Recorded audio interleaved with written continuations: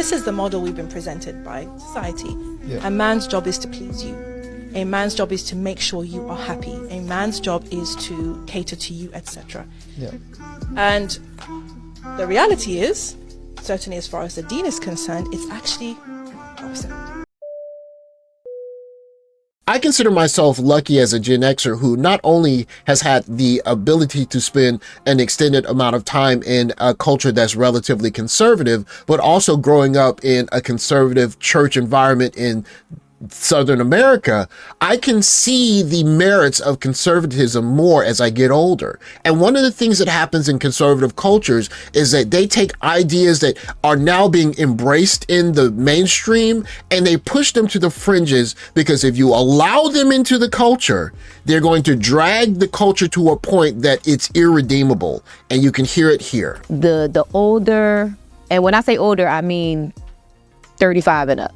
Right? The 35 and up professional man, mostly Caucasian, those are the ones who are going to stay in the strip club and really be committed. The ones that's going in the champagne room, the ones that's trying to be sugar daddies.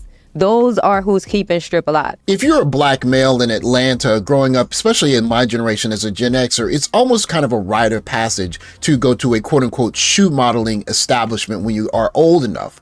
But what's interesting about what this young lady is saying here is that she's speaking of the end of an era, and she's speaking about it with a bit of nostalgia, because if you start at this culture and is going somewhere else, it's not going somewhere better than this. And that's exactly what I mean when I talk about how it pulls the culture in a certain direction when certain elements, I guess, if you will, are allowed to participate in the formation of the culture. This hood club, black club, ghetto club, whatever you want to call it, era is slowly but surely dying. It's done. It's not the same. It's a different game. I don't even I go. bartend in the strip club. Shout out to Club Rain Atlanta, 16th. I bartend there on Wednesdays and Saturdays. For my birthday, I did a birthday set. I got on stage and danced. I didn't take my clothes off, but I got on stage and danced. When I did birthday sets at Magic City, the least amount of money I made was $5,000. The most amount of money I made was $17,000. I made $3,000 at my birthday set as me today. But that's but that's the market. That's the way it is. You have to convince a sister, a woman, that you are a good option, that you're her best option, right? By jumping through hoops, by proving yourself, by buying her stuff, by telling her what she wants to hear. She's not the one for you. That's what I tell my sons. Back then, I started Magic City in 2005. I was there from 2005 to 2011, 6 years, right? This is Jeezy coming to the club spending $40,000 one night regularly, not just in one night. When the regularly Big Meech and BMF, I came like right before they all got locked up. But the culture had already, the seed had already been planted. So now that the dope boys is in jail, here come the rappers and the ball players keeping it up. This is the Lil Wayne and Fat Joe Make It Rain days. I remember being a kid in the black church and hearing the term backsliding, and what it really basically means is there's a way that you should act that's Christ-like in the rules of the Bible, and the further you move away from that, the more difficult it is to get back to the good graces. And on the surface, it seems like that's strict. It doesn't make a lot of sense. People should be able to do what they want to do. But what happens when people move further and further away from a centralized kind of standard of behavior is that the new standard of behavior becomes a different center. And you hear it as you can hear the limitations of where the culture is going now, post the shoe model heyday. The strip dance, the stripper / dancer nightlife portion, right, has diminished in its gains or revenue. Yes, and I'm gonna tell you why. In the last 10 years, 15 years? I would say in the last He said Elizabeth. 5 to 7 years, and I'm gonna tell you why. Social media. Men aren't coming to the strip club when they can go down their timeline and see ass. What are they gonna come to strip club and buy it for? I guess that's true, because that's how I feel. See it on the phone. Why do I say that? Because she clearly does not see you as her best option, right? She thinks you're just one of many, or maybe you're okay, but maybe another better one is coming, right? Hey, you don't even know, bro. Watch this, y'all. He a clown. I don't know if you guys know, but I was a stepdaddy. I did everything for this girl. I fed her child. I treated her good. I gave her a home, paid no bills, everything for free, fixed her car, gas money, everything. I bought that car seat, matter of fact. I bought her daughter clothes, I bought her dad food, everything, just for her to go and cheat on me with the father of the baby. Lesson learned, guys. One of the benefits of going overseas is that you have the opportunity to see things that are different, but they still are functional. And you can hear this young lady speaking about her sons and the kind of women that she wants them to be with. And it's knowledge that you would have heard from her grandmother. It replicates. Now, if you finally convince her to marry you, what is going to happen in that relationship? What's going to be the power dynamic in that relationship? You've basically signed up for a life of her on a pedestal and you working overtime to please her. In a video like this, it's very interesting to see the juxtaposition between the presentation of these two young ladies. But what's interesting is that you're going to hear the wisdom of this shoe model or former shoe model in what she understands about men. And it's going to mirror exactly what we see in the kind of conservative dress of the lady in the TikTok and how they reflect right against each other. And these girls these days, I'm an OG in this game. These girls these days don't give fantasy. I bartend in the strip club currently, and these girls be on the stage and rapping and and I'm like, girl, be sexy.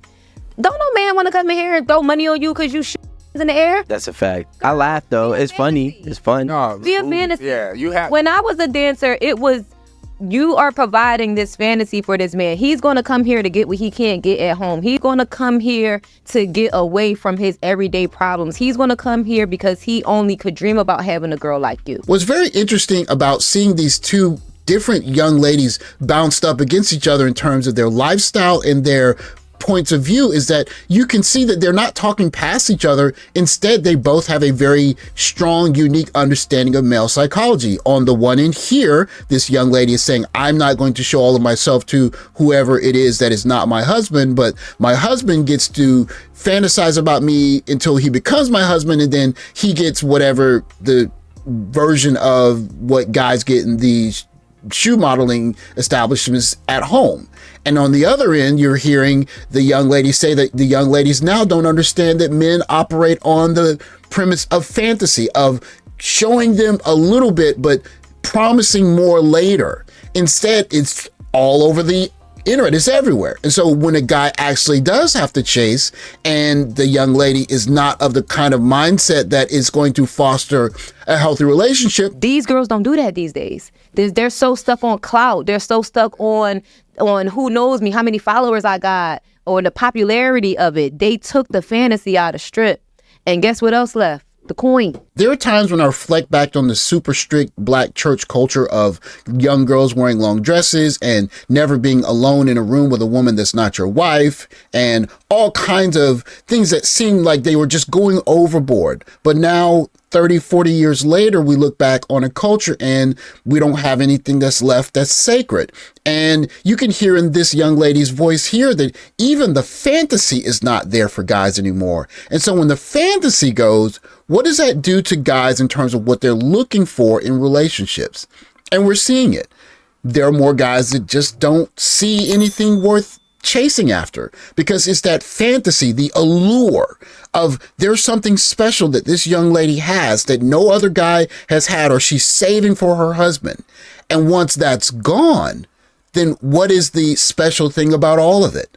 Then it just becomes an exercise in how quickly can I get to my temporary feel good, and then I look for some feel good somewhere else. And for a lot of guys, that's just not enough for relationship. There are times when I think quite deeply about what kind of culture are we proliferating overseas as black men when we go overseas.